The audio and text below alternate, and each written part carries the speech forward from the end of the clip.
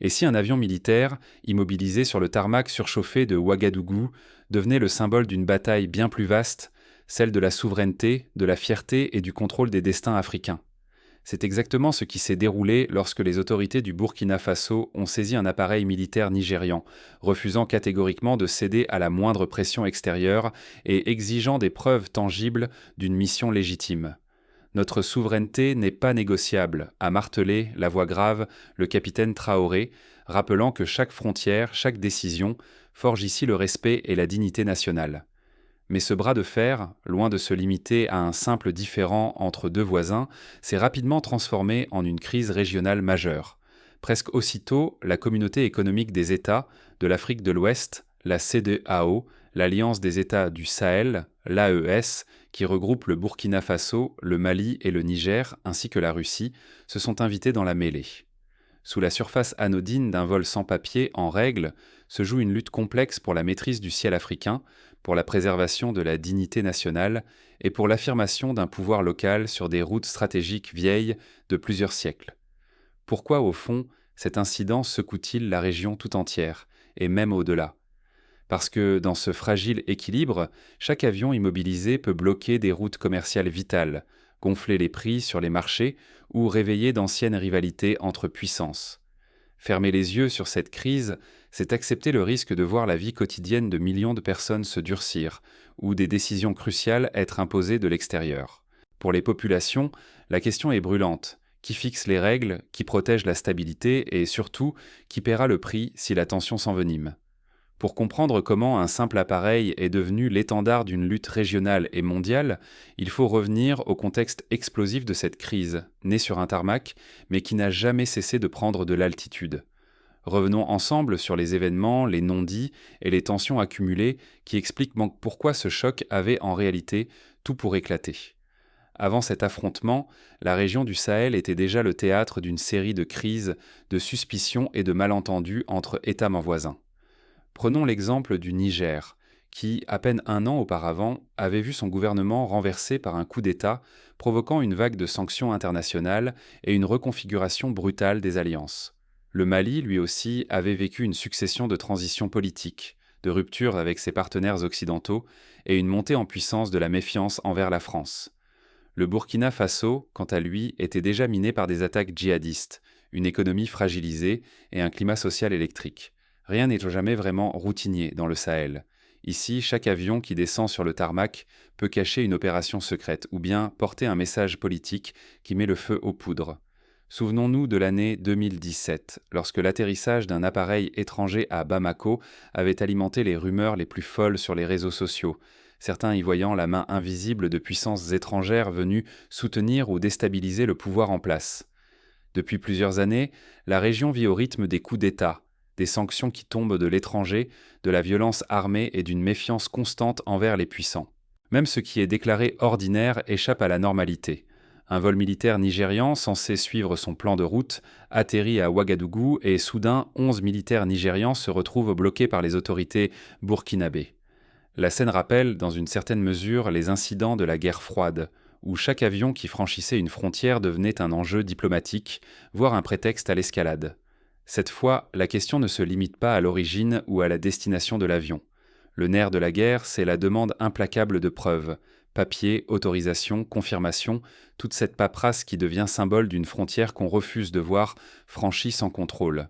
Car au Sahel, chaque signature exigée rappelle que la souveraineté n'est jamais garantie, surtout face à un voisin plus grand ou à une institution régionale habituée à imposer ses règles. On se souvient qu'en 2012, l'absence d'une simple autorisation de survol avait provoqué un incident entre le Mali et la Mauritanie, réveillant des tensions dormantes. Pour le Burkina Faso, c'est une question de discipline, presque d'orgueil. Le gouvernement ne voit pas la souveraineté comme un simple mot, mais comme un principe vital à défendre, coûte que coûte, même sous la pression du Nigeria ou de la CEDEAO. Ici, l'administration n'est pas une routine vide de sens. Elle doit rester une barrière solide qui protège la dignité et l'autorité du pays. Cette posture s'inscrit dans la longue tradition africaine de résistance à la domination extérieure, de la lutte contre la colonisation au mouvement de libération nationale du XXe siècle. Céder à la routine, c'est accepter que les petits se plient toujours devant les habitudes des grands. c'est risquer d'ouvrir la porte à des précédents dangereux, qui finissent par éroder l'autorité nationale et répéter les erreurs du passé. Dans cette région, chaque relâchement de vigilance se paye cher. Ce sont toujours les civils qui subissent l'instabilité, la manipulation, la perte de repères et de dignité. L'histoire regorge d'exemples. Du blocus du Biafra à la crise ivoirienne de 2010, chaque manquement à la souveraineté a eu des conséquences humaines et économiques durables. Au fond, derrière ce bras de fer, sur un simple tarmac, c'est une bataille pour le respect, pour le contrôle local qui se joue. Une bataille dont l'écho va bien au-delà des frontières du Burkina Faso. Pour illustrer cette dynamique, pensons à la crise du canal de Suez en 1956, où la nationalisation d'une infrastructure stratégique avait provoqué une intervention militaire internationale. Ici, c'est la maîtrise de l'espace aérien qui cristallise les passions et les rivalités. Mais l'incident n'a pas seulement mis à l'épreuve la fermeté du Burkina Faso, il a aussi révélé les failles et les tensions d'une région où chaque geste peut rapidement devenir explosif. En 2023, la tentative de médiation de l'Union africaine dans la crise soudanaise avait montré combien il est difficile d'apaiser les tensions quand la confiance a disparu et que chaque camp soupçonne l'autre de manœuvres cachées. Quand la fierté devient doctrine, chaque concession ressemble à une capitulation et chaque silence pèse plus qu'une menace. Au cœur du tumulte, le Nigeria, géant d'Afrique de l'Ouest, vit la saisie de son avion militaire comme une humiliation publique, une gifle à son prestige. À Abuja, la rue gronde. Dans les couloirs du pouvoir, la question obsède. Comment accepter que des soldats nigérians soient retenus par un État plus petit, sans perdre la face devant la nation ? Les journaux titrent sur l'honneur bafoué et sur les réseaux sociaux, les débats s'enflamment, rappelant la crise du passeport diplomatique nigérian refusé à l'entrée du Ghana en 2019. Mais l'affaire dépasse les frontières. La CEDEAO, censée jouer les médiateurs, n'est plus perçue comme neutre par l'Alliance des États du Sahel. Au sein de l'AES, le Mali, le Niger, le Burkina Faso, beaucoup murmurent que la CEDEAO protège avant tout les intérêts des puissants.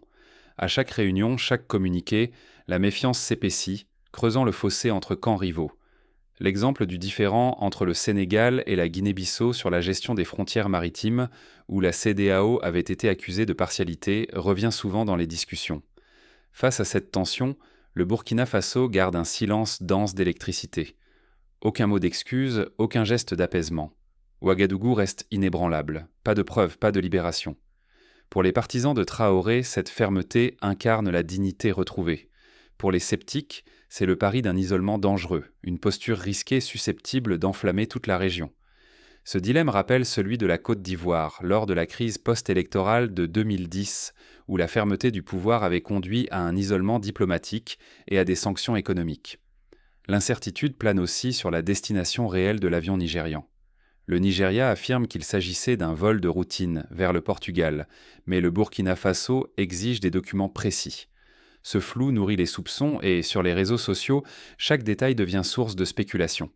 Au Sahel, la défiance est devenue une arme de survie, forgée par l'histoire et les trahisons. Un ancien diplomate burkinabé rappelle l'incident de 2015, lorsqu'un vol humanitaire avait été suspecté de transporter des armes, provoquant une crise de confiance durable entre partenaires. Les émotions, elles, enflent et attissent la crise.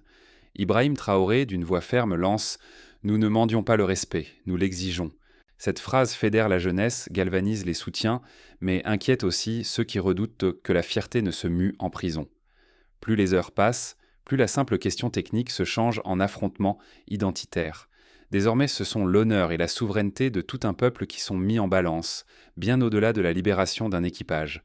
Le souvenir de la crise gambienne de 2016, où le refus de céder avait mené à l'intervention militaire régionale, est dans tous les esprits. L'Alliance du Sahel, Mali, Niger, Burkina Faso entre alors dans l'arène avec détermination. Les chefs d'État affichent une unité de façade, menaçant de riposter si la pression extérieure s'accentue. Le blocage d'un avion prend la dimension d'un symbole. Chaque État jauge ses alliances et mesure le risque d'une escalade militaire ou politique. La crainte grandit, que la crise ne déborde, entraînant d'autres acteurs, et que tout compromis devienne impossible. Un général nigérien, sous couvert d'anonymat, évoque le risque d'un engrenage incontrôlable, comparable à la crise des missiles de Cuba, à l'échelle régionale. À mesure que le bras de fer s'éternise, le spectre d'un dérapage incontrôlé s'approche. Les positions se figent, les mots deviennent des armes, et chaque geste peut précipiter l'isolement ou la confrontation. Les populations, elles, savent depuis longtemps qu'elles paient toujours le prix fort des jeux de prestige ou des calculs de leurs dirigeants. À Bamako, Ouagadougou, Niamey, Lagos, les familles se remémorent la hausse des prix du carburant ou la pénurie de certains produits de base lors des précédentes crises régionales. Pourtant, derrière les démonstrations de force, certains signes laissent entrevoir des failles dans les certitudes affichées. Les coulisses commencent à bruisser de tractations discrètes et la moindre concession pourrait bouleverser l'équilibre fragile. Des diplomates européens, africains, mais aussi russes, multiplient les visites confidentielles cherchant à éviter une escalade incontrôlée. Sur le tarmac brûlant, les avions restent immobiles. Dans les marchés, l'inquiétude monte. La moindre rumeur fait grimper le prix du mil, du riz ou de l'huile, et Issa, vendeur ambulant, sent sa clientèle s'éloigner chaque matin. Awa, commerçante, serre ses réserves, l'argent s'évapore plus vite que les promesses de stabilité. Les souvenirs de la crise alimentaire de 2008, qui avait fait exploser les prix des denrées, sont encore vifs dans la mémoire collective. Derrière chaque hausse de tension, ce sont toujours les familles ordinaires qui encaissent le premier coup. À Ouagadougou comme à Lagos, la même question revient, urgente. Un simple incident sur une piste d'atterrissage peut-il détruire des mois d'efforts et de survie ? L'histoire ouest-africaine a déjà donné la réponse trop de fois. Lors de la fermeture de la frontière nigéro-béninoise en 2019, des milliers de commerçants avaient tout perdu du jour au lendemain. Depuis tant d'années, la promesse d'équilibre flotte sans jamais se poser. Les populations se souviennent. Chaque crise révèle la fragilité d'un système où les puissances étrangères et les voisins influents tirent les ficelles. La CEDEAO, née pour unir, s'est transformée aux yeux de beaucoup en arbitre implacable, hésitant entre sanctions et protection. En Côte d'Ivoire, au Libéria, en Sierra Leone, les interventions de la CEDEAO ont laissé des souvenirs contrastés. Parfois salvatrices, parfois perçues comme intrusives. Le Nigeria, géant au pied d'onction d'argile, n'est pas épargné. Sa stabilité vacille à chaque secousse. À Abuja, à Kano, les débats s'enflamment.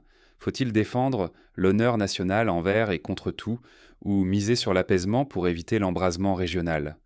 Chacune de ces options pèse lourd, et personne n'ignore les conséquences d'une mauvaise décision. Un professeur d'université nigérian rappelle le souvenir de la guerre du Biafra, où la logique de l'honneur avait mené à une catastrophe humanitaire. Mais l'incident franchit vite les frontières. Chaque fissure dans la région attire les ambitions de puissances lointaines. La Russie, la Chine, les Occidentaux, tous prêts à saisir la moindre faille pour avancer leurs intérêts. Les alliances se nouent et se dénouent dans l'ombre, au gré des opportunités, sans considération pour les populations prises en étau. En 2023, la Russie avait signé un accord de coopération militaire avec le Mali, tandis que la Chine renforçait sa présence dans les ports du golfe de Guinée. La rivalité internationale s'intensifie à mesure que les ressources, les routes migratoires et le prestige de l'Afrique de l'Ouest gagnent en importance. Pour Moscou ou Pékin, chaque crise locale devient l'occasion de peser sur le futur du Sahel. Pour Paris, il s'agit de ne pas perdre le fil d'une influence historique déjà contestée. Les États-Unis, de leur côté, observent attentivement, conscients que toute déstabilisation du Sahel peut avoir des répercussions jusque sur les marchés mondiaux et les flux migratoires vers l'Europe. Le risque est immense.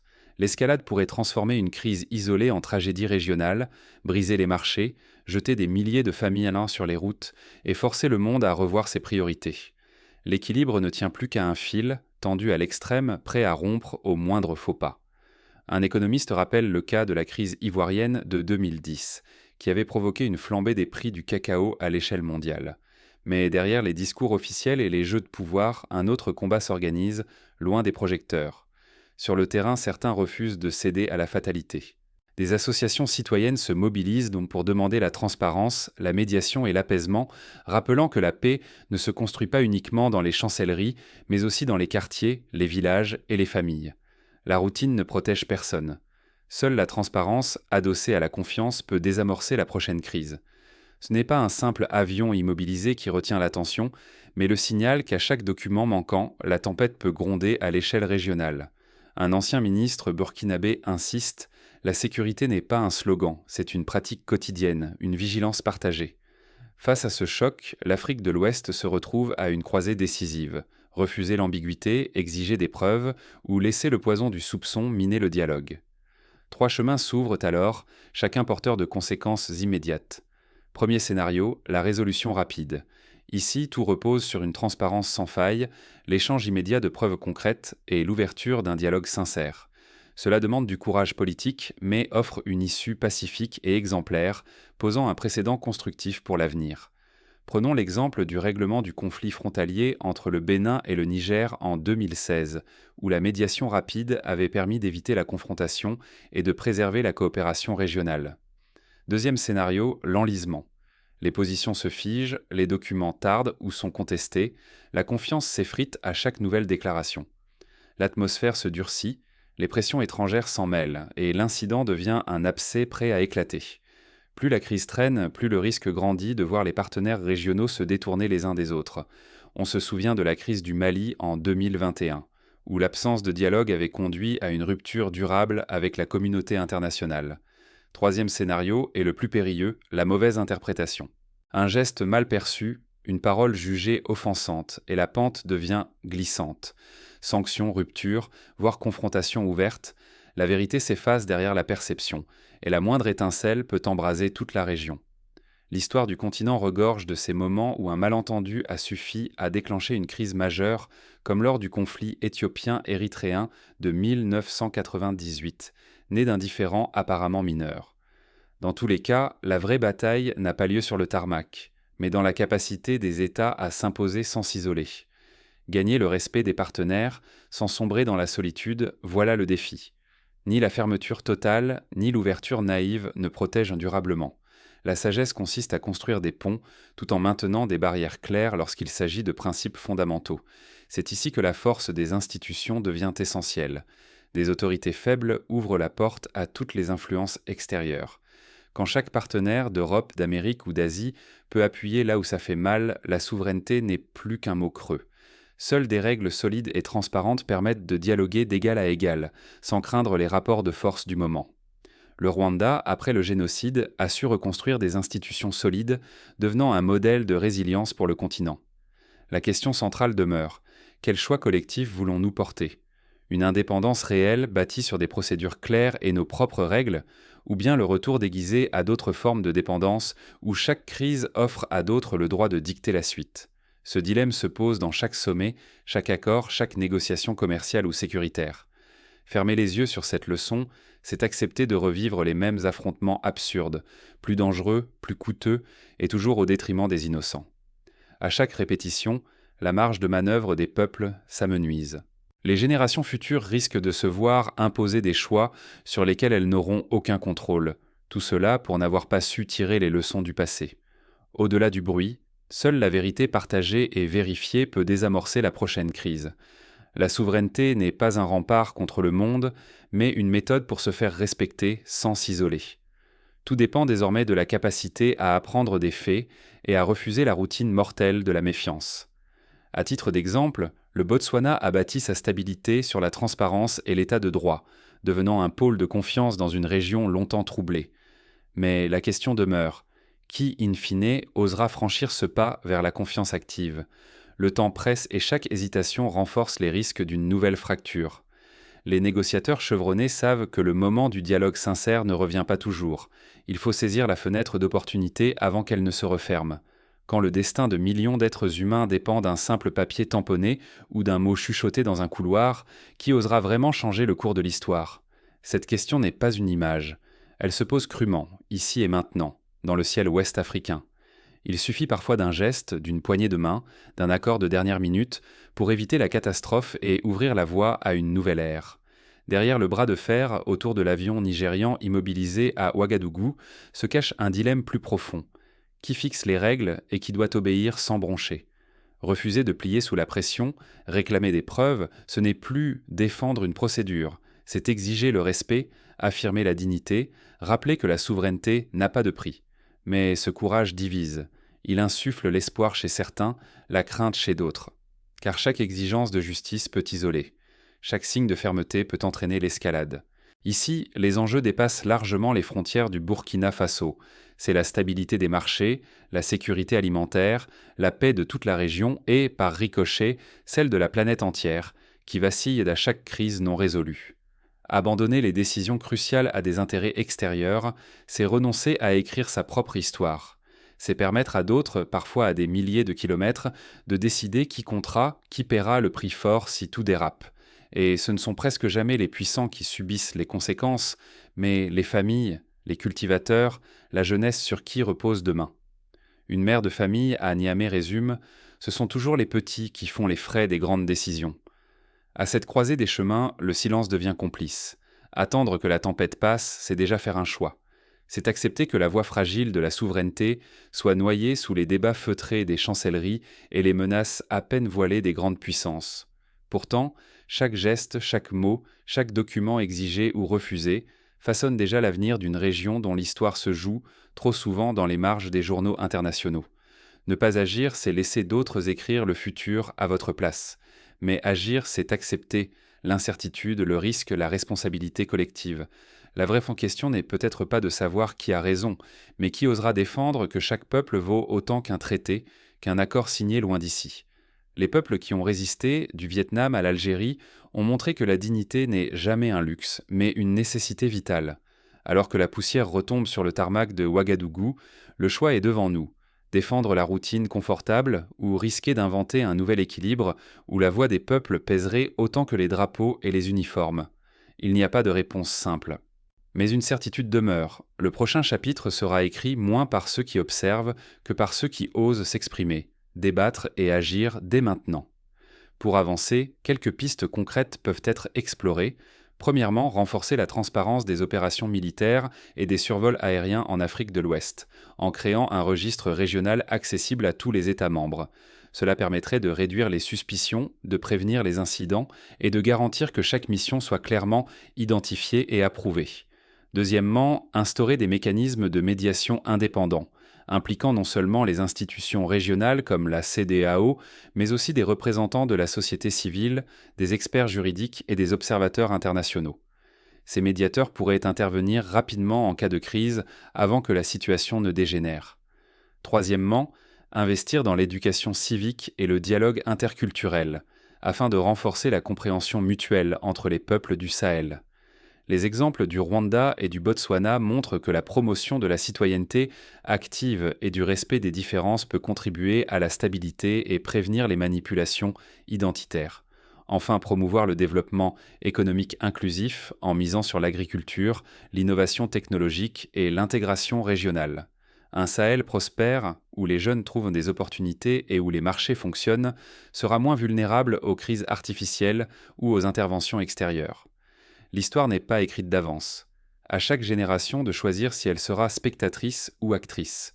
Le temps n'attend personne, et l'Afrique de l'Ouest, plus que jamais, est à la croisée des chemins. La poussière du tarmac peut retomber, les avions finir par redécoller, mais la question du respect, de la souveraineté et du droit de chaque peuple à décider pour lui-même ne disparaîtra jamais. Elle continuera de hanter les couloirs du pouvoir, de nourrir les espoirs des jeunes et d'inspirer ceux qui, chaque jour, refusent de se taire. À vous maintenant, que choisiriez-vous? La routine tranquille ou le risque courageux de bâtir un avenir où chaque voix compte vraiment?